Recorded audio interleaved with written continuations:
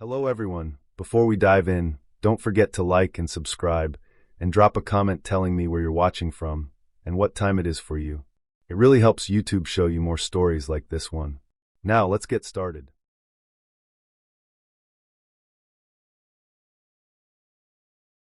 December 19th, 2020, 7:18 p.m. is burned into my head because that was the exact minute my phone logged the first audio clip. I know because I checked it later, over and over, trying to make sense of how a normal Saturday night turned into something I still think about every winter. It was a cold night even for Portland. The kind where the air feels heavy and sharp when you breathe it in. Snow had been falling since late afternoon, thick and steady, not the pretty light kind but the kind that blurs everything and piles up faster than you expect. The streetlights on our block glowed orange through the snow, and the wind pushed flakes sideways so hard that the houses across the street looked faded, like they were drawn in pencil and then rubbed halfway away. I was inside alone. My partner was working a double shift at the hospital, and I had stayed home because gatherings were still a bad idea that year. The house was quiet except for the heater clicking on and off and the faint hum of the refrigerator. I had made dinner earlier and left the dishes in the sink, telling myself I would deal with them later. I was sitting on the couch scrolling on my phone, half listening to a low-volume documentary, not really paying attention to anything. Around a little after 7, I noticed a sound under everything else. At first I thought it was the wind. The wind had been loud all evening, rattling the loose trim near the front porch and making the snow scrape against the windows. But this sound had a pattern. It rose and fell slowly like a long breath. I muted the TV and listened. It was singing. 3 voices, maybe more, but it was hard to tell. They were not loud. They were right at that level where you wonder if you are imagining it. The pitch was off, not in a dramatic way, just slightly wrong, like people who do not sing much trying to stay together. The tempo was slow, slower than any caroling I had ever heard.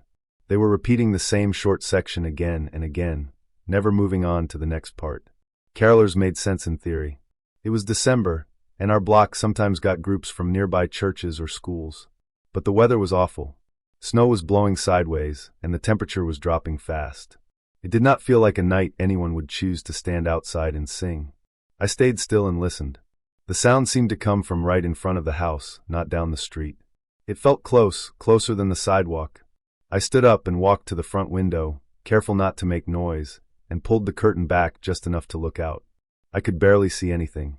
Snow covered the steps, the porch railing, the mailbox. The street was empty. No shapes, no movement, no bundled figures holding songbooks. The singing continued, unchanged, as if no one was affected by the storm. I felt a tightness in my chest that I tried to ignore. There was a logical explanation somewhere. Maybe a neighbor was playing music outside. Maybe sound was carrying strangely in the snow. Snow can do that, make things sound closer than they are. I went back to the couch and tried to distract myself. I turned the TV back on, louder this time. The singing still cut through it. Same verse. Same slow pace. No laughter, no talking between lines, no footsteps crunching in the snow. After a few minutes, something else started to bother me. The voices did not change at all. No one cleared their throat. No one missed a note and corrected it. It was exactly the same every time, down to the timing of the pauses. That is when the feeling shifted from unease to something colder. I checked my phone without really knowing why. I had been recording short audio notes earlier while testing a new app for work. When I opened my recordings, I saw one marked 7:18 p.m., the same time the singing started. The waveform looked strange, too even like a loop. I did not play it yet. I did not want to hear my own voice in that moment. I put the phone down and stood up again. The singing went on. I decided to open the door. I told myself that once I did, I would see someone, or at least the sound would make sense. I put on my boots and my coat, feeling ridiculous for being nervous in my own house. I turned the porch light on. The snow reflected it back in a bright blur. When I opened the door, the sound stopped instantly. Not faded. Not slowed. It cut off like a switch had been flipped. Cold air rushed in. The porch was empty. The snow on the steps was smooth and untouched. No footprints, no scuff patches, nothing to show anyone had been standing there recently. The snow on the railing was still perfectly rounded. I stood there longer than I should have, letting snow sting my face, waiting for something else to happen. Nothing did. I went back inside and closed the door, locking it without thinking. The house felt louder in the silence. The heater clicked on. The refrigerator hummed. My heart took a long time to slow down. I picked up my phone and finally played the recording. It was my voice. Muffled, distorted, but unmistakably mine. The same tone, the same slight nasal sound I hate hearing in recordings. I was singing. Slowly. Off-key. Repeating the same short section again and again. I remembered recording earlier, but I did not remember singing like that. I remembered testing the app by talking, reading a paragraph from a news article, tapping the microphone. I had not stood outside in a snowstorm and sung anything. The audio sounded like it had been played through a cheap speaker and recorded again from a distance. Wind noise moved in and out, matching the gusts outside. It sounded exactly like what I had been hearing through the walls. I checked the details. The recording had been made at 7:18 p.m. It was 9 minutes long. That matched how long the singing had gone on before I opened the door. I scrolled through my settings, my Bluetooth connections, my apps. My phone had automatically connected earlier to a small portable speaker I sometimes used in the garage. That speaker was kept in a plastic bin by the front door, where I usually dropped my keys. I opened the bin. The speaker was there. On. The battery was nearly dead. Snow had blown onto it through the small gap under the door, melting and refreezing in thin crusts. At some point earlier that night, while I was distracted and testing audio, my phone had connected to the speaker. The app had glitched and looped a recording. The speaker had turned on by itself when the connection happened. It had been playing my own voice out onto the porch, over and over, pushed back toward the house by the wind and the snow. When I opened the door, the connection broke. The sound stopped. Everything had a reason. Every part of it fit if I laid it out carefully. That should have made me feel better. What stayed with me was the timing. The fact that I did not remember making that recording at all. The fact that I had been sitting inside, listening to what I thought were strangers outside my house, while my own voice sang into the storm, empty and mechanical, with no one there to hear it but me. I turned the speaker off and dried it with a towel. I deleted the recording. I cleaned the dishes. I went to bed early with the lights on in the hallway. Even now, years later, I cannot hear my own voice played back without thinking of that night. I know exactly what happened, step by step. There is no mystery left. But knowing does not change the memory of standing in the doorway, looking at untouched snow, realizing the sound that brought me there came from me, and that I had been afraid of it anyway.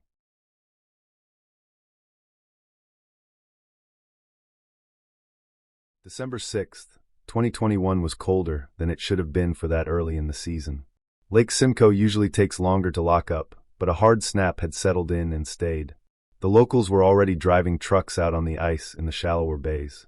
I did not trust that, so I parked at the public access and walked. I carried the auger on my shoulder, the bucket in my hand, and the folding chair strapped to my back. The sky was flat and gray, the kind that presses down on sound. Every step made a dry squeak. The lake looked dead and solid, but I know better than to think ice is simple. It moves. It stretches. It complains. There is a rule here that gets passed around quietly.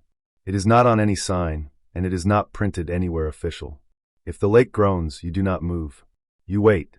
You let the sound pass through the ice and into you, and then you move only when it is done. The rule exists because people panic. They hear a noise and they run, and running is how you turn a harmless shift into a break. I drilled my hole about 60 yards from shore where the depth drops fast. The auger bit clean. The ice was thicker than I expected, close to 6 inches. That felt safe enough for one person. I skimmed the slush away, set up my rod, and sat. The wind was low. I could hear my own breathing through the scarf. Somewhere far out, the ice made a long moan, like a beam settling in an old house. I stayed still until it faded. I had been there maybe an hour. I caught nothing. I watched the line and the gray horizon. My phone had no signal. That was normal. When the sound came again, it was not a groan. It was not the sharp crack you get when a pressure ridge forms. It was a dull, hollow sound, like someone rapping on a door underwater. 3 slow taps. Even through my boots and the chair legs, I felt it more than heard it. The ice did not fracture. The hole did not widen. The line did not twitch. There was a pause that felt measured. Then there was another sound. Not loud, not clear, but shaped like a voice. It came up through the hole and through the ice itself, distorted and thin. It formed my name. I did not hear it as if someone was next to me. I heard it the way you hear noise through walls. The rule says if the lake groans, you do not move. It does not say what to do if something knocks. Still, the rule exists for a reason. Panic makes bad decisions. I did not run. I stayed where I was and counted my breaths. The ice around the hole was smooth. No water welled up. The sound did not come again.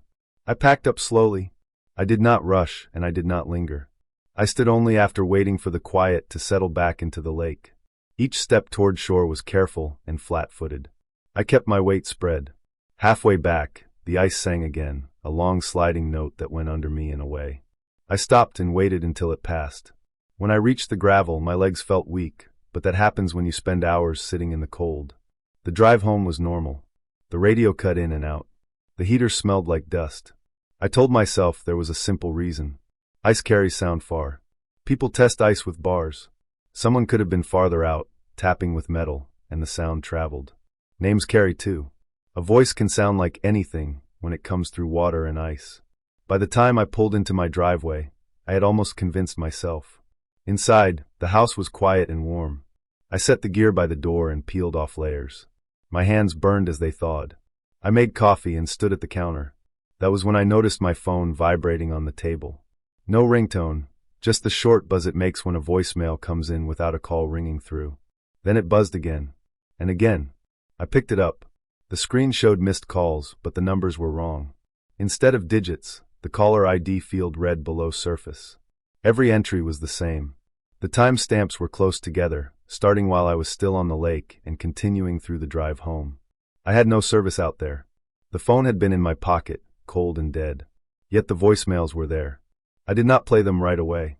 I sat down and let the coffee cool.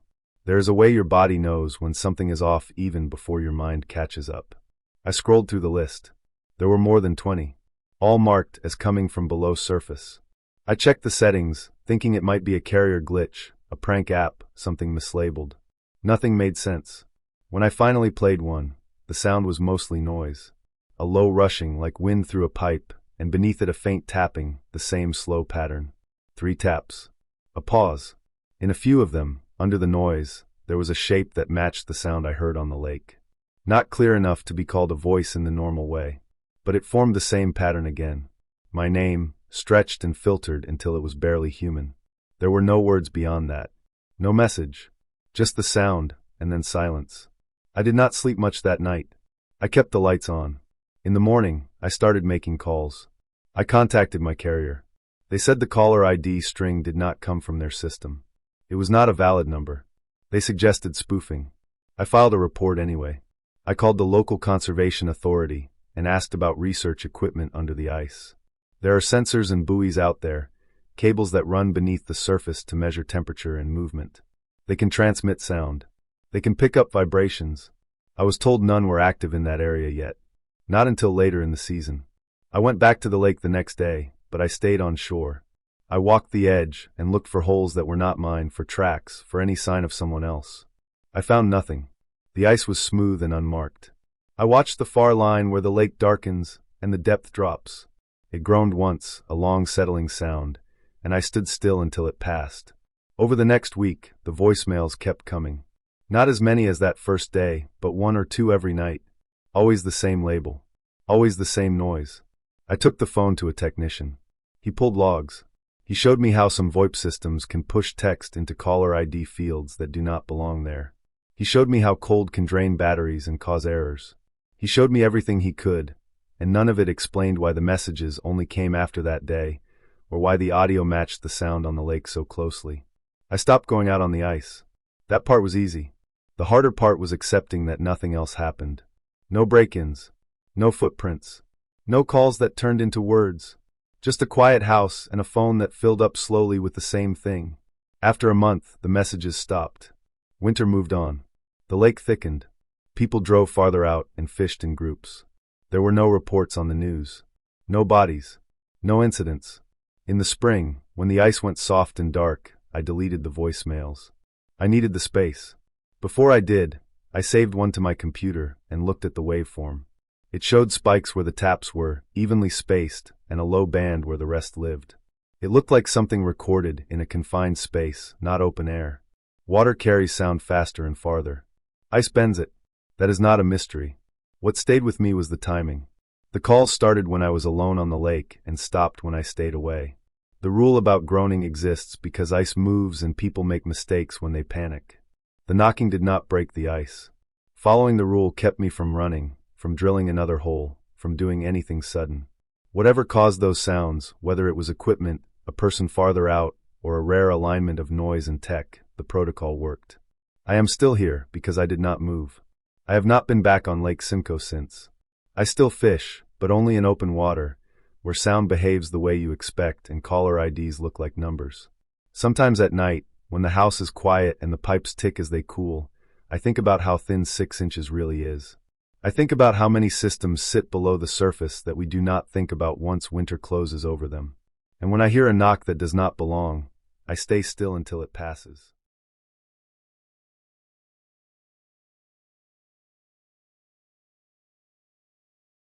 December 22nd, 2017 at 8:57 p.m. is burned into my head in a way I can't scrub out.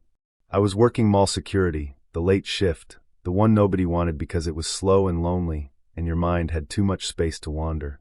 Christmas week was usually loud and packed, but that night the crowds had thinned earlier than normal.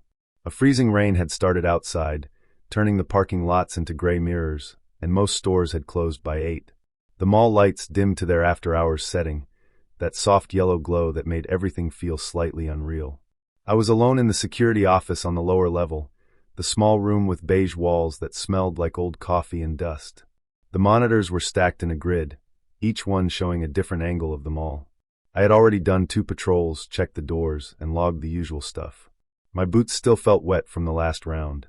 I remember rubbing my hands together because the office heater never worked right. The north wing camera caught my eye because it never showed anything. That wing had been closed for years. Back in 2014, a water main burst and flooded several stores. Corporate decided it wasn't worth fixing, so they sealed it off. No power, no heat, no foot traffic. The entrances were blocked with metal gates and drywall. We still had cameras there, but they were useless. The screens were always dark or grainy, just empty hallway and shadows. That night, the north wing screen wasn't empty. At first I thought my eyes were playing tricks on me. I leaned closer to the monitor. In the middle of the hallway, right under the old skylight, was a red shape. I adjusted the brightness and contrast. It resolved into a Santa suit. A full one. Red coat, white trim, black belt. The person was sitting in one of those old wooden Santa chairs that had been stored there when the wing closed. The chair hadn't been moved in years.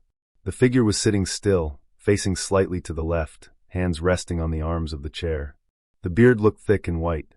The hat drooped the way cheap Santa hats do. The camera timestamp was live. This was happening right then. My first thought was that it was some kind of prank. Maybe marketing forgot to tell us about a photo shoot. Then I remembered there were no events scheduled in that wing. No power meant no lights, no decorations, nothing. The mall Santa worked out of the central atrium and clocked out at 8 sharp every night. I checked the other cameras. The main atrium was empty. The Santa set there was dark, the velvet ropes pulled back. The storage room camera showed the spare costumes hanging on the rack, untouched. The north wing camera still showed the figure, not moving. I grabbed my flashlight and radio, logged the incident in the system, and headed out. The route to the north wing took me through a long service hallway behind the food court. The floors were scuffed concrete, and the overhead lights buzzed. My footsteps echoed louder than usual. I remember noticing how quiet everything was, like the building was holding its breath. The gate to the north wing was closed, just like always. A chain ran through it with a padlock. The lock looked normal. No signs of tampering. I used my key and unlocked it. The metal gate screeched as I pulled it open, the sound bouncing down the dark hall beyond. The air changed as soon as I stepped through. It was colder, not just chilly but dead cold, the kind that seeps into your bones. My breath fogged up in front of me. There were no lights on, only the glow from my flashlight cutting through the darkness. The smell was different too, stale and damp, with a hint of mold. I followed the hallway toward where the camera was pointed. The floor was dusty, with old footprints frozen in place from years ago. My boots made fresh marks, clear and dark. I kept the flashlight beam low, sweeping it back and forth. The chair was there. It sat exactly where it showed on the camera, centered under the skylight. The skylight was dirty, so only a faint gray light filtered down from the cloudy sky outside. The Santa chair looked out of place, like a stage prop left behind after a play. The red cushion was worn, the wood chipped. There was no Santa. I stood there for a moment, listening. The building made its usual sounds, distant hums and creaks as it cooled down for the night. Nothing else. No footsteps, no movement. I walked up to the chair and shined my light over it. The cushion was slightly indented, like someone had just stood up. I put my gloved hand on it without really thinking. The fabric was warm. Not room temperature. Warm in a way that meant someone had been sitting there recently. I scanned the hallway in both directions. There were no doors nearby, no places to hide. The closest intersection was 50 yards away. Anyone leaving would have had to pass me or make noise. The dust on the floor showed no fresh footprints except mine. I checked the walls. The drywall that sealed the old store entrances was intact. No holes, no broken panels. The service doors were locked. The emergency exits were alarmed and still sealed with plastic tags. I stood there longer than I should have, trying to make sense of it. The cold was biting through my jacket, but the chair stayed warm under my hand. Eventually, I backed away and returned to the office. I checked the north wing camera again. The feed was still live, still pointed at the empty chair. I rewound it. The recording showed the Santa sitting there for at least 20 minutes before I noticed. There was no footage of them arriving. One frame the chair was empty, the next the Santa was there, already seated. I flagged it for review and finished my shift. I didn't go back to the north wing that night. The next morning, my supervisor pulled the logs. The scheduling system showed no Santa assigned after 8 p.m. The time clock confirmed the last Santa clocked out at 8:01 and left the building through the main exit. Inventory showed no missing costumes, at least not officially. Maintenance checked the north wing later that day. They found the chair had been moved slightly, its legs leaving fresh marks in the dust. They also found a portable heating pad tucked under the cushion, the kind you activate by snapping a metal disc inside. It was still warm when they picked it up. That explained the heat, at least. A few days later, more details came out. The camera in the north wing didn't actually go offline on its own. Someone had placed a strong magnet near the junction box behind the wall, just enough to mess with the signal. It didn't kill the feed right away, but it degraded it over time. After that night, the camera failed completely. When they opened the wall, the coax cable had been cleanly cut. Security reviewed badge access logs. An old contractor badge had been used in the service hallway earlier that evening, one that should have been deactivated years ago. The access point it hit wasn't near the north wing, but it connected to a network of maintenance tunnels that ran behind the sealed stores. Those tunnels weren't on most maps, and they bypassed the gates entirely. A week later, housekeeping found a Santa jacket stuffed behind a dumpster near the loading dock. It was dirty and smelled like sweat. The beard and hat were missing. The jacket didn't have an inventory tag, which meant it probably came from a donation bin or a thrift store, not the mall's stock. The conclusion was simple and ugly. Someone had been living in the building, using the forgotten spaces no one checked anymore. They knew the blind spots, knew how to move without leaving tracks, knew just enough about the systems to stay hidden. That night, they sat in that chair because they could, because it was warm and quiet and empty. When I came through the gate, they slipped away through the tunnels, leaving behind nothing but a warm seat and a broken camera. The north wing stayed sealed after that. The camera was never replaced. Corporate decided it wasn't worth the cost. Every time I worked late after that, I avoided looking at that dark square on the monitor where the feed used to be. The mall stayed busy every Christmas, full of lights and music and people pretending everything was normal, but I knew better. I knew how easy it was for someone to sit right in the middle of it all, unseen, until they decided to leave.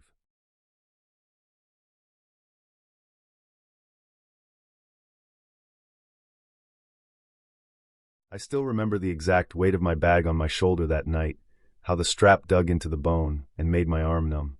December 3rd, 2014. I know the date because it was printed on the ticket, and because I checked it again and again while sitting on the train, like the date itself could explain what was happening. It was 11:41 p.m. when we left the station in Bavaria, late enough that the platforms were almost empty and the air smelled like wet metal and cold stone. Snow had been falling earlier, not heavy, just enough to soften the edges of everything. I was tired in the normal way, the kind that comes from traveling all day and wanting to be somewhere else. Nothing felt wrong yet. The train was old but clean. Blue seats, fabric worn smooth by years of coats and bags. The lights inside hummed softly. I chose a seat by the window because I always did. I liked watching towns slide past, counting stops, grounding myself in movement. The route was simple. 5 stations. I had ridden it before. I knew the rhythm of it. Stop, wait, start again. I set my phone alarm for my station, even though I didn't need it. The first stop came, and went exactly as expected. A few people got off, a few got on. Doors closed. The train moved again. The second stop was the same.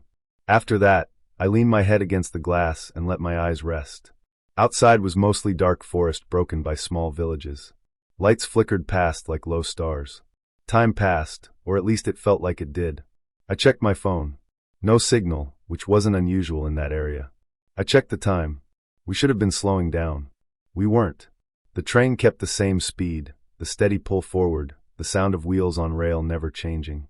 I watched for the familiar glow of the third station, the platform lights that always showed up too bright against the trees.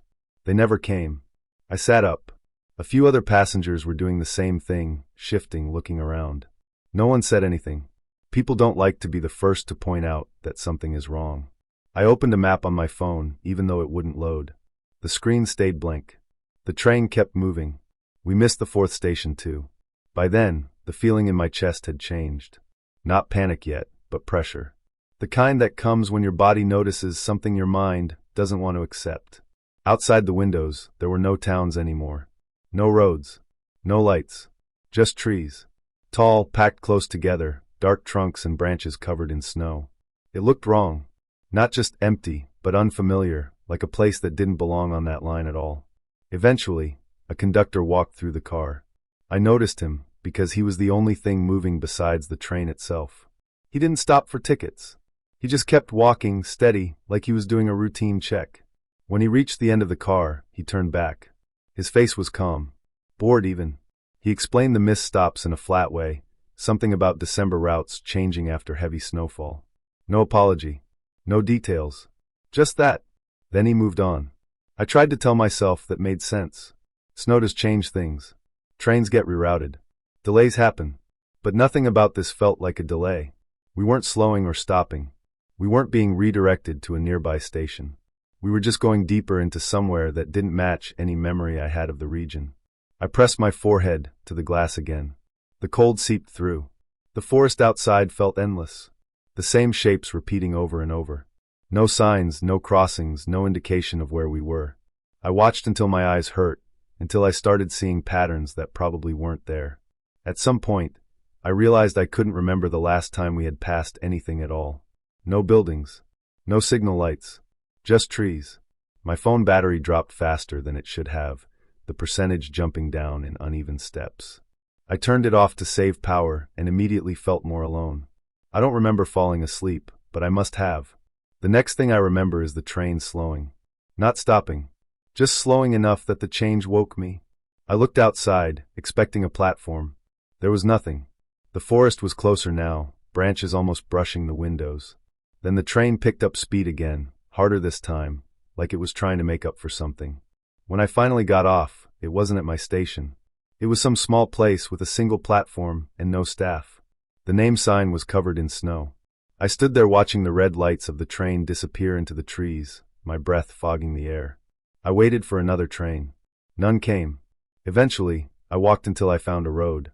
A man in a gas station later told me the line I described had been shut down in 1998 after repeated issues. He said no trains ran there anymore. I laughed it off at the time. People say strange things. Memory is unreliable. Years passed. Life filled in around that night. Jobs, apartments, routines. I told the story a few times, usually as a strange travel memory. The details blurred at the edges, but the feeling stayed. The sense of being carried somewhere I wasn't supposed to be. On December 27, 2022, I was living in New Jersey on a quiet suburban street. It was 2:26 a.m. I know because I checked the clock when the light outside my window changed. Snow had started falling all at once, thick and fast. No wind. No sound. The street light turned the air white. I stood at the window, barefoot on cold hardwood, watching it pile up. At first, it was peaceful. The kind of snow you expect to see on postcards. Then I noticed how fast it was covering things. Cars disappeared first, their shapes rounding into smooth mounds. The stop sign at the corner faded until only the top showed, then nothing. Houses across the street blurred, then vanished behind a white curtain. I pressed my hand to the glass. I couldn't see the end of my own driveway. My phone buzzed in my hand. The vibration startled me. An emergency alert filled the screen. It said that if I could still see snow falling, I was not awake. The words felt wrong, like they didn't belong to any system I knew. I read them again and again, waiting for sense to appear. My heart started to race. I blinked hard once, twice. When I opened my eyes, the snow had stopped. Completely. The air was clear. The street light shone down on bare pavement. I looked for the houses across the street. They were gone. Not covered. Gone. Empty space where they had been. No foundations. No debris. Just flat, dark ground stretching into nothing. I turned, slow, taking in my own house. It was still there. Every light on. Every room glowing warm and yellow, like it was waiting to be seen. I checked my phone again. No signal. No new alerts. The time was the same. I walked through the house, touching walls, counters, door frames. Everything felt solid. Normal. I looked out every window. Nothing but darkness beyond my yard. No stars. No sound. I tried the front door. It opened. Cold air rushed in. The porch light revealed the edge of the steps, and then nothing beyond that. No street. No neighbor's lawn. Just a sharp line where my property ended and the world dropped away. That was when the connection finally clicked, not as a sudden shock, but as a slow, sinking understanding. The same feeling I had on the train came back, heavy and familiar. The sense of being moved without choosing, of routes changing without notice. I thought about the missed stations, the conductor's empty explanation, the forest that didn't belong. I thought about dates and how both nights were in December, years apart, both late, both quiet. I didn't panic. Panic wouldn't help. I closed the door and locked it. I turned off some lights to save power. I sat at the kitchen table and waited for morning, or for something to change, or for nothing to happen at all. I focused on small details. The hum of the refrigerator. The ticking clock. My own breathing. When the sun finally rose, it came up pale and weak through the windows. Outside, the street was back. Houses stood where they should be. Cars were parked along the curb. Everything looked normal. Too normal. Later that day, I learned there had been a gas leak on my street that night. High enough levels to cause confusion, hallucinations, memory gaps. The alert never existed. No one else saw snow. I accepted that explanation because I needed to. Because it fit just well enough. But even now, when I ride trains in winter or watch snowfall at night, I count stops. I check dates. I make sure the world outside matches the one I remember. And sometimes, when things go quiet in a way they shouldn't, I feel that same pressure in my chest, and I know how easy it is to be carried past the place where you were supposed to wake up.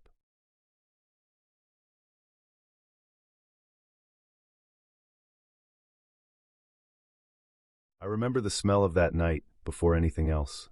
Old radiator heat mixed with damp carpet, and cold air leaking in through the window frame. Student housing always smelled like that in winter, like dust and wet coats and food that had been cooked too many times in the same small kitchen.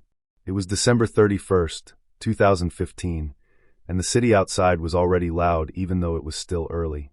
Sirens, laughter, the low thump of music drifting up from the street. Everyone else had plans. I didn't. I was alone in my room, sitting on the edge of the narrow bed, my back against the wall.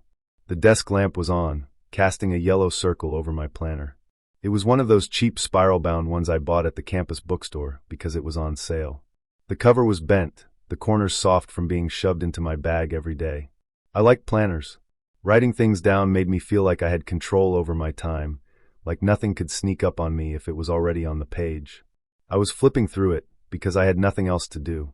I had already checked my messages, already scrolled through photos of other people's parties. My flatmates were gone for the holidays. The hallway outside my door had been quiet all day, just the occasional footsteps from someone leaving or coming back with groceries. I could hear fireworks starting up somewhere far off, even though it wasn't midnight yet. I turned the page from December 31st to January 1st, just checking the new year, thinking about how strange it felt that 2015 was almost over.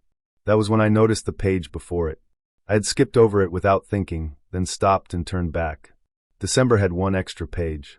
It wasn't blank. At the top, in the same printed font as all the other days, it said December 32. The ink was the same black, the paper the same thin white. It didn't look like a mistake or a joke page. It looked like it had always been there. My first thought was that I was tired. I had stayed up late the night before, working a shift and then studying. My eyes felt dry. I rubbed them and looked again. The page was still there. Below the date, the lines were filled in.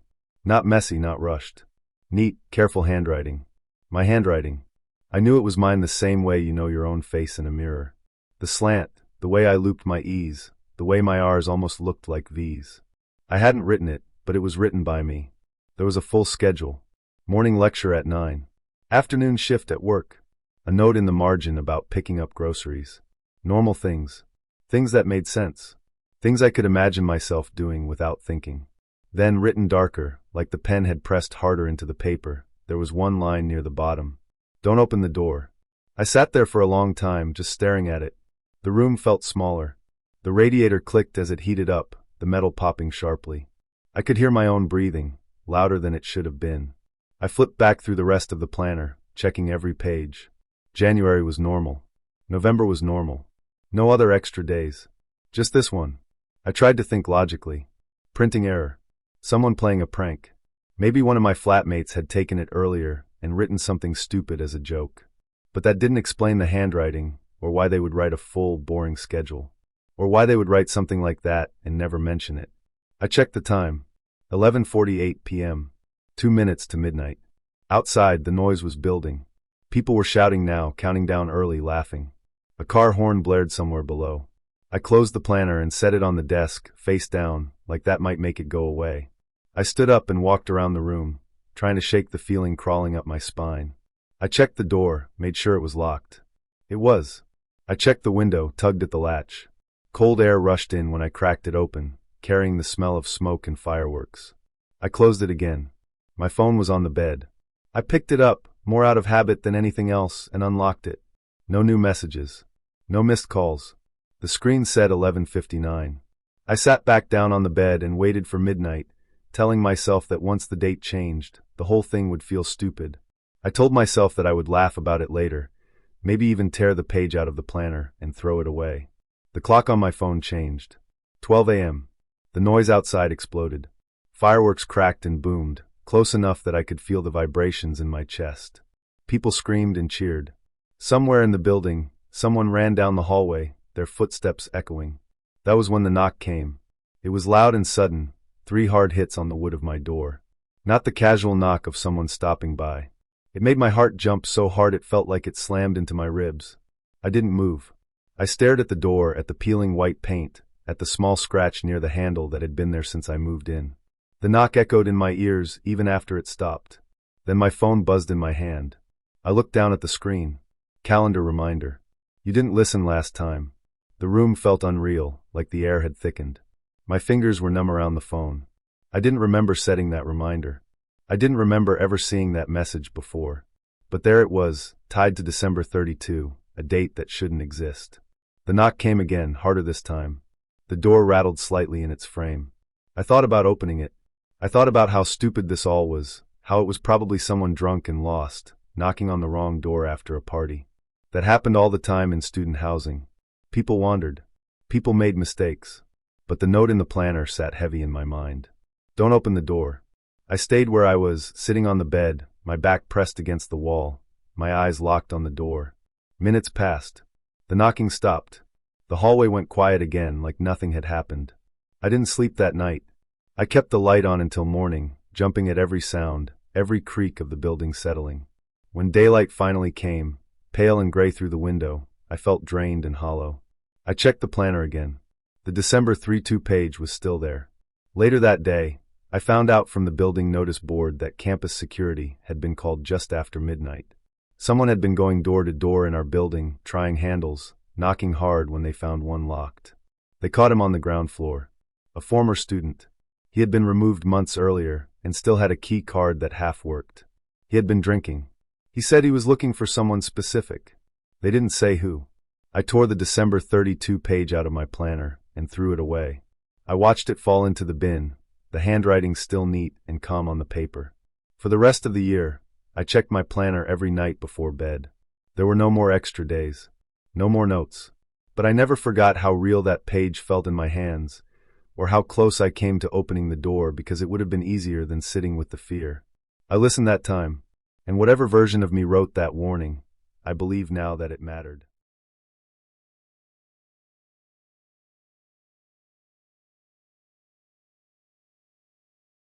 December 22nd, 2017 at 8:57 p.m. is burned into my head in a way I can't scrub out. I was working mall security, the late shift, the one nobody wanted because it was slow and lonely and your mind had too much space to wander. Christmas week was usually loud and packed, but that night the crowds had thinned earlier than normal. A freezing rain had started outside, turning the parking lots into gray mirrors, and most stores had closed by 8. The mall lights dimmed to their after-hours setting, that soft yellow glow that made everything feel slightly unreal. I was alone in the security office on the lower level, the small room with beige walls that smelled like old coffee and dust. The monitors were stacked in a grid, each one showing a different angle of the mall. I had already done 2 patrols, checked the doors, and logged the usual stuff. My boots still felt wet from the last round. I remember rubbing my hands together because the office heater never worked right. The north wing camera caught my eye because it never showed anything. That wing had been closed for years. Back in 2014, a water main burst and flooded several stores. Corporate decided it wasn't worth fixing, so they sealed it off. No power, no heat, no foot traffic. The entrances were blocked with metal gates and drywall. We still had cameras there, but they were useless. The screens were always dark or grainy, just empty hallway and shadows. That night, the north wing screen wasn't empty. At first I thought my eyes were playing tricks on me. I leaned closer to the monitor. In the middle of the hallway, right under the old skylight, was a red shape. I adjusted the brightness and contrast. It resolved into a Santa suit. A full one. Red coat, white trim, black belt. The person was sitting in one of those old wooden Santa chairs that had been stored there when the wing closed. The chair hadn't been moved in years. The figure was sitting still, facing slightly to the left, hands resting on the arms of the chair. The beard looked thick and white. The hat drooped the way cheap Santa hats do. The camera timestamp was live. This was happening right then. My first thought was that it was some kind of prank. Maybe marketing forgot to tell us about a photo shoot. Then I remembered there were no events scheduled in that wing. No power meant no lights, no decorations, nothing. The mall Santa worked out of the central atrium and clocked out at 8 sharp every night. I checked the other cameras. The main atrium was empty. The Santa set there was dark, the velvet ropes pulled back. The storage room camera showed the spare costumes hanging on the rack, untouched. The north wing camera still showed the figure, not moving. I grabbed my flashlight and radio, logged the incident in the system, and headed out. The route to the north wing took me through a long service hallway behind the food court. The floors were scuffed concrete, and the overhead lights buzzed. My footsteps echoed louder than usual. I remember noticing how quiet everything was, like the building was holding its breath. The gate to the north wing was closed, just like always. A chain ran through it with a padlock. The lock looked normal. No signs of tampering. I used my key and unlocked it. The metal gate screeched as I pulled it open, the sound bouncing down the dark hall beyond. The air changed as soon as I stepped through. It was colder, not just chilly but dead cold, the kind that seeps into your bones. My breath fogged up in front of me. There were no lights on, only the glow from my flashlight cutting through the darkness. The smell was different too, stale and damp, with a hint of mold. I followed the hallway toward where the camera was pointed. The floor was dusty, with old footprints frozen in place from years ago. My boots made fresh marks, clear and dark. I kept the flashlight beam low, sweeping it back and forth. The chair was there. It sat exactly where it showed on the camera, centered under the skylight. The skylight was dirty, so only a faint gray light filtered down from the cloudy sky outside. The Santa chair looked out of place, like a stage prop left behind after a play. The red cushion was worn, the wood chipped. There was no Santa. I stood there for a moment, listening. The building made its usual sounds, distant hums and creaks as it cooled down for the night. Nothing else. No footsteps, no movement. I walked up to the chair and shined my light over it. The cushion was slightly indented, like someone had just stood up. I put my gloved hand on it without really thinking. The fabric was warm. Not room temperature. Warm in a way that meant someone had been sitting there recently. I scanned the hallway in both directions. There were no doors nearby, no places to hide. The closest intersection was 50 yards away. Anyone leaving would have had to pass me, or make noise. The dust on the floor showed no fresh footprints except mine. I checked the walls. The drywall that sealed the old store entrances was intact. No holes, no broken panels. The service doors were locked. The emergency exits were alarmed and still sealed with plastic tags. I stood there longer than I should have, trying to make sense of it. The cold was biting through my jacket, but the chair stayed warm under my hand. Eventually, I backed away and returned to the office. I checked the north wing camera again. The feed was still live, still pointed at the empty chair. I rewound it. The recording showed the Santa sitting there for at least 20 minutes before I noticed. There was no footage of them arriving. One frame the chair was empty, the next the Santa was there, already seated. I flagged it for review and finished my shift. I didn't go back to the north wing that night. The next morning, my supervisor pulled the logs. The scheduling system showed no Santa assigned after 8 p.m. The time clock confirmed the last Santa clocked out at 8:01 and left the building through the main exit. Inventory showed no missing costumes, at least not officially. Maintenance checked the north wing later that day. They found the chair had been moved slightly, its legs leaving fresh marks in the dust. They also found a portable heating pad tucked under the cushion, the kind you activate by snapping a metal disc inside. It was still warm when they picked it up. That explained the heat, at least. A few days later, more details came out. The camera in the north wing didn't actually go offline on its own. Someone had placed a strong magnet near the junction box behind the wall, just enough to mess with the signal. It didn't kill the feed right away, but it degraded it over time. After that night, the camera failed completely. When they opened the wall, the coax cable had been cleanly cut. Security reviewed badge access logs. An old contractor badge had been used in the service hallway earlier that evening, one that should have been deactivated years ago. The access point it hit wasn't near the north wing, but it connected to a network of maintenance tunnels that ran behind the sealed stores. Those tunnels weren't on most maps, and they bypassed the gates entirely. A week later, housekeeping found a Santa jacket stuffed behind a dumpster near the loading dock. It was dirty and smelled like sweat. The beard and hat were missing. The jacket didn't have an inventory tag, which meant it probably came from a donation bin or a thrift store, not the mall's stock. The conclusion was simple and ugly. Someone had been living in the building, using the forgotten spaces no one checked anymore. They knew the blind spots, knew how to move without leaving tracks, knew just enough about the systems to stay hidden. That night, they sat in that chair because they could, because it was warm and quiet and empty. When I came through the gate, they slipped away through the tunnels, leaving behind nothing but a warm seat and a broken camera. The north wing stayed sealed after that. The camera was never replaced. Corporate decided it wasn't worth the cost. Every time I worked late after that, I avoided looking at that dark square on the monitor where the feed used to be.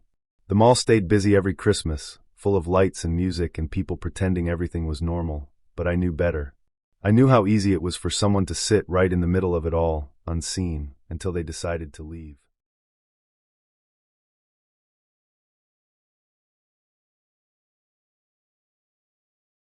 I arrived at the cabin after dark because the road up the mountain was slow and covered in old snow that had turned into hard gray ice. The headlights of my car caught trees that leaned toward the road like they were tired of standing. The cabin sat alone at the end of a narrow drive, wood darkened by years of weather, porch light buzzing with insects even in the cold. It looked like every rental photo I had seen online. Quiet, clean, safe. Inside, the air smelled like pine cleaner and cold wood. The heat had been left low, so I turned it up and listened to the vents rattle as warm air slowly pushed through. I walked through each room with my coat still on, checking corners and closets out of habit. Everything looked normal. The couch had a blanket folded just right. The kitchen had a rack of mugs hanging evenly. The bathroom mirror was spotless. Nothing felt off yet. The guest book sat on the small table near the front window. It had a little sign next to it that said to leave a memory. I picked it up while my phone searched for a signal that never came. The pages were thick and worn at the edges. Most entries were cheerful. Families talking about snow days. Couples writing hearts. A few jokes about bears that were not funny. The last few pages made my stomach tighten. The last 5 entries were written in the same handwriting. The same slanted letters. The same pressure marks pressed into the paper. Same pen, too. The ink color was identical, dark blue and slightly faded like it had been exposed to air. Each entry said the same thing. Stayed one night. Heard someone breathing. The dates were spread out across weeks. Different days. Different months. The last one stopped me. It was dated tomorrow, and it was signed with my name. I told myself it was a joke. A weird one, but still a joke. Maybe the owner thought it was funny. Maybe someone copied a name from the reservation list. I closed the book and put it back where it was. I felt watched after that, even though nothing had changed. I unpacked slowly, listening to the cabin settle. Wood popped and creaked as the heat rose. The wind moved around the eaves. Every sound felt louder, because there was nothing else. No cars. No voices. No animals. Just me and the cabin. I cooked a simple meal and ate standing at the counter. I did not want to sit down and relax. I kept glancing toward the hallway that led to the bedroom and bathroom. The hallway light flickered once, then steadied. I told myself old cabins did that. Around 10, I showered. The water pressure was strong, almost too strong, and it made a constant roar that filled the bathroom. I rushed through it, because being unable to hear the rest of the cabin made my skin crawl. When I shut off the water, the silence hit hard. I stood there dripping, listening. Nothing. Just my own breathing. I dried off and walked back to the bedroom. The bed was neatly made with stiff white sheets. I sat on the edge and checked my phone again. Still no signal. I plugged it in anyway. The lamp by the bed cast a soft yellow circle on the wall. Outside, the porch light buzzed. I lay down fully dressed except for my jacket. I kept my shoes close. I stared at the ceiling and counted the knots in the wood. Time moved strangely. Every few minutes felt like 10. I told myself I was tired, and that fear was making everything worse. Then I heard it. It was not loud. It was not sudden. It was slow and steady, like someone breathing through their nose. In and out. In and out. It did not come from outside. It came from inside the cabin. I held my own breath. The sound kept going. It was not right next to me, but it was close. It sounded like it was coming from the wall near the head of the bed. I sat up slowly, my heart pounding so hard I could feel it in my throat. The breathing did not change. It did not react to me moving. I reached for the lamp and turned it brighter. The room looked the same. The walls. The dresser. The closed closet door. The breathing stayed steady. I pressed my ear to the wall. The sound was clearer there. I followed it along the wall with my hand, moving inch by inch. It led to the corner near the floor. There was a small vent there, covered by a thin metal grate. I had not noticed it before. The air coming out was warm and smelled faintly like dust. The breathing was coming from inside the vent. I backed away until my shoulders hit the opposite wall. My mind raced, but everything felt sharp and slow at the same time. I thought about animals. I thought about pipes. I thought about anything except a person. The guest book floated back into my head, unwanted and heavy. The breathing stopped. The silence was worse. I stood there for a long time, not moving, waiting for it to start again. My legs shook. My hands went numb. I forced myself to move toward the door. Each step felt too loud. The floor creaked under my weight, and I froze, waiting for a response. None came. I reached the bedroom door and opened it. The hallway was empty. The lights were still on. I moved through the cabin, checking every room again. Nothing had changed. No doors open. No windows disturbed. No sign of anyone else. When I returned to the guest book table, the book was open. A new entry had been added. Stayed one night. Heard someone breathing. The ink was still wet. I did not touch it. I grabbed my jacket, my keys, and my phone. I headed for the front door. The handle did not turn. I tried again harder. It would not move. The lock above it was still open, but the door felt blocked, like something heavy was pressed against it from the other side. I heard the breathing again, closer now, coming from behind the walls as I moved. I ran to the back door. It opened, but the porch steps were gone. The snow below was too far to jump safely in the dark. I could not see the ground clearly. I went back inside, my chest tight, my thoughts breaking apart. I remembered the vent. I remembered how warm the air felt. I followed the sound back to the bedroom. I grabbed a chair and smashed the vent cover away from the wall. Dust filled the air. The space behind it was larger than it should have been. A crawlspace ran between the walls. Inside I saw an eye. I stumbled back and fell, hitting the dresser. The breathing came fast now, uneven. The wall shifted. A panel moved. The space opened wider. I ran. I did not think. I moved. I grabbed the fireplace poker from the living room and swung it at the front door. The wood cracked. I hit it again and again until the door gave way enough for me to squeeze through. I fell onto the porch and into the snow, my lungs burning. I ran to my car. I did not look back. I drove down the mountain with my high beams on, shaking so hard I could barely keep the wheel straight. The police came back with me in the morning. They searched the cabin. They found the crawl space. They found food wrappers, water bottles, and a thin mattress stuffed between the walls. They found the same pen used in the guest book. They found dozens of practice signatures on scrap paper. The man was caught later that day walking along the tree line near the road. He had worked maintenance on the cabin years before. He never left the area. He learned how to stay hidden. He learned the schedules.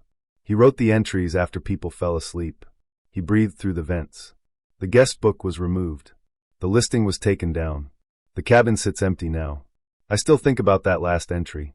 It was dated tomorrow because he always planned ahead. He always knew someone would stay the night. He always knew their name before they arrived.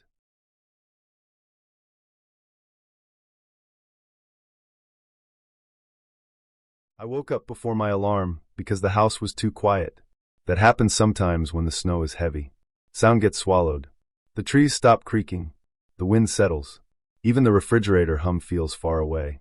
I lay there staring at the ceiling, waiting for the snowplow. It always came at 5:45. It was the one dependable thing about living alone that far out. The plow meant the road was open. It meant the county was awake. It meant if something went wrong, I was not completely cut off. I liked the sound it made when it came through. First the low engine, then the scrape of the blade, then the hiss as it pushed snow off the shoulder. I would hear it pass, then hear it again when it turned around at the end of the route. Sometimes I would drift back to sleep after that. That morning it did not come. I waited, counting the seconds the way I always did. I could feel my heartbeat in my ears because the quiet was so complete. At 5:50, I sat up in bed. At 5:55, I swung my legs down onto the cold floor. The heat was set low overnight, and the boards were cold enough to make my feet ache. I stood there listening. Nothing. At 6:10, I turned on the lamp and opened my laptop. The county website loaded slowly because the internet out there was always slow when the weather was bad. The snowplow tracker page finally came up. The little icon showed the plow had passed my road at 5:46. There was a green check mark next to my route. It said completed. I closed the laptop and walked to the window. I pushed the curtain aside with 2 fingers. The snow outside was smooth and untouched, stretching from the ditch to the treeline. No plow ridge. No tire marks. No sign that anything heavy had moved through since the snow fell overnight. That was when I noticed the footprints. They were dark depressions in the white, starting at the edge of the road and moving in a straight line across the yard. They were not random. They were evenly spaced. Whoever made them had not been running. They had walked slowly, deliberately. The prints stopped directly under my bedroom window. I stood there longer than I should have, staring at them, trying to make sense of it. The snow was fresh enough that the edges of the prints were still sharp. They had been made recently. I could see where the heel pressed down first, then the toe. The boot looked large, bigger than mine. I pulled the curtain closed and stepped back from the window. The house suddenly felt smaller. Every sound inside it felt too loud. I could hear the pipes ticking. I could hear the clock in the kitchen clicking forward each second. I got dressed without turning on any more lights. Jeans, sweater, thick socks. I moved carefully, staying away from the windows. I checked the front door. The deadbolt was locked. I checked the back door. Locked. The mudroom door that led to the garage was locked too. I looked at the thermostat. The heat had kicked on around 5 like it always did. I checked the breaker panel in the hallway. Nothing was tripped. The power was steady. The house had not lost electricity. I went into the bathroom and looked at the small window over the tub. The snow outside, that one was untouched too. No footprints there. I checked the spare bedroom. Nothing under that window. Only my bedroom window had footprints. I remembered then that my bedroom light had been off all night. I never sleep with it on. From the outside, that side of the house would have been dark. The other rooms had small lamps on timers to make the place look occupied. Those windows would have been lit. I stayed inside until it was fully light out. When the sun finally came up, it was weak and gray, barely making a difference. The sky blended into the snow. Everything looked flat and endless. I put on my boots and coat and went outside. The cold hit my face hard, sharp enough to sting my eyes. The snow was knee-deep in places. I followed the footprints from the window back toward the road. They did not wander. They went straight back the way they came.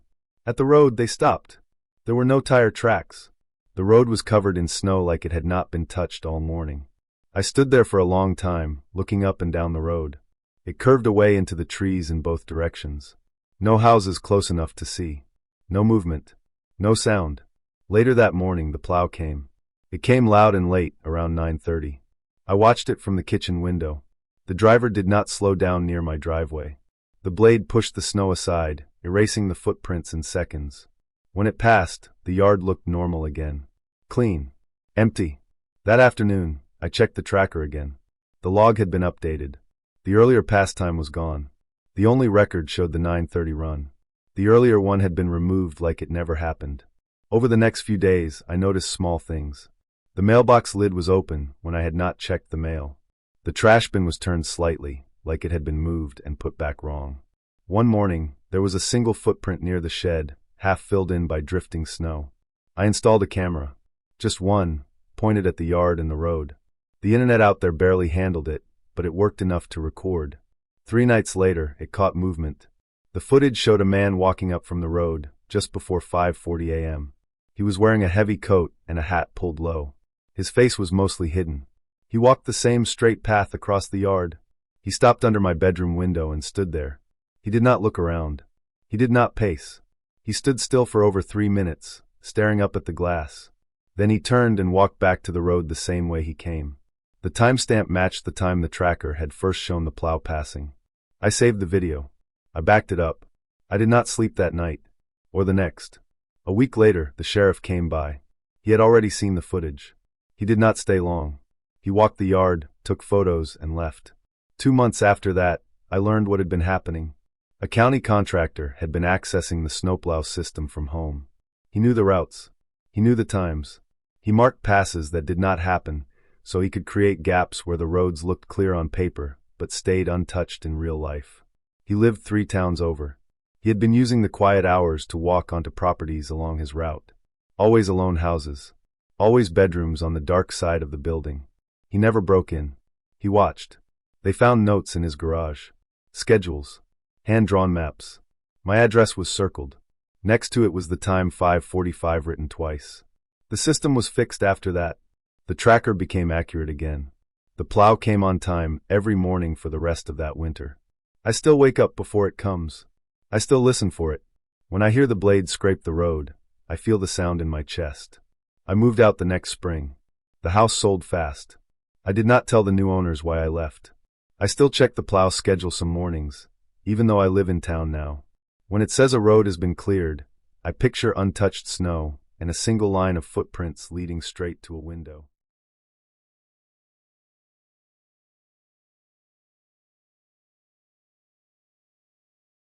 December 27th, 2022. I remember the date because it was still on my lock screen when everything happened. It was 2:26 in the morning. I had woken up without knowing why, the way you sometimes do when your body decides sleep is finished even if your mind is not. The house was quiet in that deep way it gets after midnight, when the heater clicks on and off and nothing else moves. My bedroom light was off, but the street light outside pushed a dull orange glow through the blinds. I could see the shape of my dresser, the edge of my door, my coat hanging from the hook like a person standing still. I checked my phone. No notifications. No missed calls. Just the time and the date, and a weather app that said it was cloudy with a chance of flurries. I put the phone down and stared at the ceiling for a while, listening to the low hum of electricity in the walls. After a few minutes, I rolled out of bed and went to the front window. I did this a lot in winter. Snow made the street feel different, quieter, safer in a way. It covered things up. It made everything look new. At first, there was nothing. The road was dry. The cars along the curb looked the same as they had all day, dirty from old salt and slush. Then, almost all at once, it started snowing. Not light flakes drifting down slowly. This was thick, heavy snow, coming straight down like someone had dumped it from the sky. There was no wind. No sound. The street light didn't flicker. It just kept shining as the snow passed through it. I leaned closer to the glass. The snow didn't pile up the normal way. It didn't bounce or scatter. It fell and stayed exactly where it landed. Within minutes, the road lines disappeared. The shape of the cars softened, then blurred.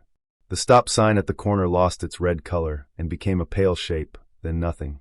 Houses across the street faded like someone was erasing them slowly with a cloth. I watched the whole time. I didn't look away. I didn't blink much. It felt important to keep my eyes on it, like if I looked down even for a second something worse would happen. My breathing slowed without me meaning it to. The glass felt cold under my fingertips. After a while, I couldn't see the street at all. Just a wall of white, thick and close, like fog you could touch. The snow didn't make any noise when it hit the window. No tapping. No hiss. It was silent in a way that made my ears ring. That was when my phone buzzed. The sound was loud in the quiet room, sharp and sudden. I jumped and felt my heart kick hard against my ribs. The phone buzzed again before stopping. I picked it up with hands that felt slower than usual. The screen was bright, too bright, and it hurt my eyes for a second. It was an emergency alert. The kind that takes over the whole screen and doesn't let you do anything else. Black text on a white background. If you can still see snow falling, you are not awake. I read it twice. Then again. My first thought was that it was some kind of test, or a mistake, or a prank that went very wrong. My second thought was that I was dreaming. That thought didn't help. Everything felt too solid. The phone was warm in my hand. I could feel the texture of the case. I could smell the faint dust and old paint smell of my room. I looked back at the window. The snow had stopped. Not slowed. Not faded. It was just gone. The white wall outside broke apart into shapes again, but not the shapes I expected. The street wasn't there. The road was gone. The cars were gone. The houses across from mine were gone. There was nothing beyond the glass but darkness, thick and flat, like the night had moved closer and swallowed everything else. My own house was still there. I could tell because the porch light was on, casting a yellow pool on the steps. I could see the reflection of the living room lamp in the window. The curtains downstairs were open. Everything inside was lit up like it was early evening, not the middle of the night. I stood there for a long time. My arms started to ache from holding the phone. My legs felt stiff. I kept expecting something to move in the dark where the street should have been. Nothing did. I told myself there had to be a normal reason. A power outage could explain the other houses being dark, but not gone. Snow could cover things, but not erase them completely. My eyes could be playing tricks on me, but the alert was still on my screen. I locked the phone. The alert disappeared, replaced by my normal wallpaper. The time had not changed. I went downstairs slowly, stepping on the edges of the stairs to avoid the ones that creaked. I don't know why I did that. There was no one to wake up. The house felt different, like it was holding its breath. The lights were all on, every single one, even rooms I knew I had turned off before bed. The TV in the living room was on too, but the screen was black, glowing faintly like it was waiting for input. At the front door I paused. I rested my hand on the knob and felt the cold metal. I didn't open it. I just stood there listening. No wind. No cars. No distant highway noise. Nothing. I went back to the window instead. I pressed my forehead to the glass and looked out again. The darkness hadn't changed. It wasn't empty space. It was more like everything beyond my yard had been perfectly removed, clean and exact, leaving only my house behind. The porch light shone into nothing. My chest felt tight, not from panic exactly, but from the effort of staying calm. I thought about the alert again. If you can still see snow falling, you are not awake. The snow had stopped. I was awake. That was what it meant. That had to be it. I sat down on the couch and waited for something else to happen. I don't know how long I stayed there. My eyes kept drifting closed, then snapping open again. At some point, the lights upstairs turned off all at once. Not one by one. All at once. The porch light went out too. The living room lamp stayed on. I looked at my phone again. No signal. No service. The battery was draining faster than normal. I set it face down on the coffee table and stared at the wall, focusing on the small cracks in the paint, the way the shadow of the lamp bent around them. When morning came, it was quiet and normal. Light crept through the windows the way it always did. I must have fallen asleep sitting up, because I woke with a sharp pain in my neck and the lamp still on beside me. The TV was off. The house was back to normal, lights off where they should be. I went to the window. The street was there. The cars were there. The houses were there. Everything was covered in a heavy layer of fresh snow. Thick, uneven, real. Plows had already been through once, leaving dirty piles along the curb. The stop sign was red again. My phone had service. There was a weather alert from earlier that night about sudden snowfall. There was also a test alert sent by mistake to a small area due to a system error. That was what the follow-up notification said. I read it twice. I stood there for a long time, watching people shovel their driveways, watching exhaust rise into the cold air. Everything made noise again. The world felt solid. I still don't watch snow from the window anymore. When it starts falling heavy and quiet, I close the blinds and turn away. I know I was awake. I know what I saw. And I know that for a few minutes that night, my house was the only thing left, lights on, waiting, and the only reason it ended was because my body finally did what the alert said and woke me up all the way.